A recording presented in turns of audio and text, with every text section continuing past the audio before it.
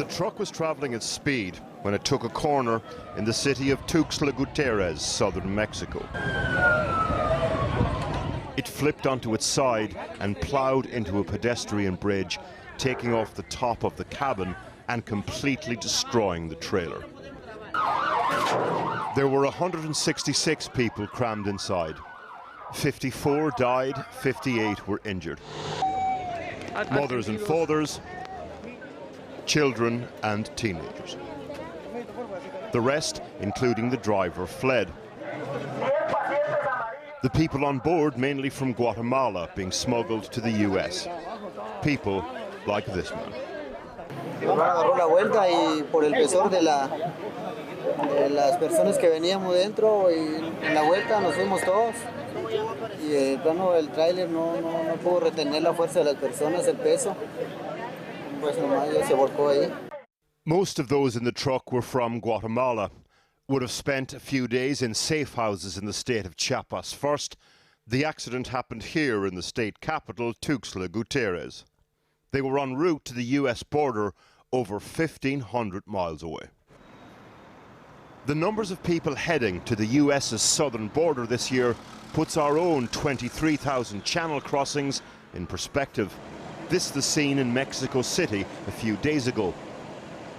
In the last 12 months, US Border Patrol reported 1.6 million instances where migrants were either detained or sent back along the US-Mexico border. It's the highest annual total on record. Mexico is key when it comes to managing migration for the US. President Biden's policy of making asylum seekers wait in Mexico for hearings in US immigration courts means a build-up of people south of the border. Also, Mexico is clamping down on more traditional routes north with the help of US money. John Sandweg was head of immigration enforcement for a time under the Obama administration. We're relying heavily on Mexico to do more enforcement on their southern border.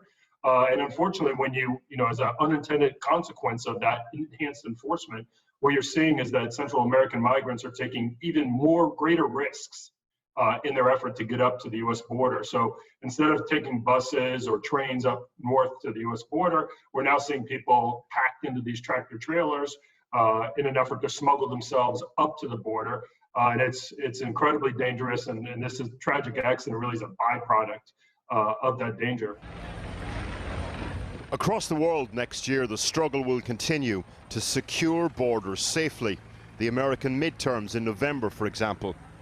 And as the profit margins of the smugglers are squeezed, expect more candles in the dirt along the margins of the migrants' road.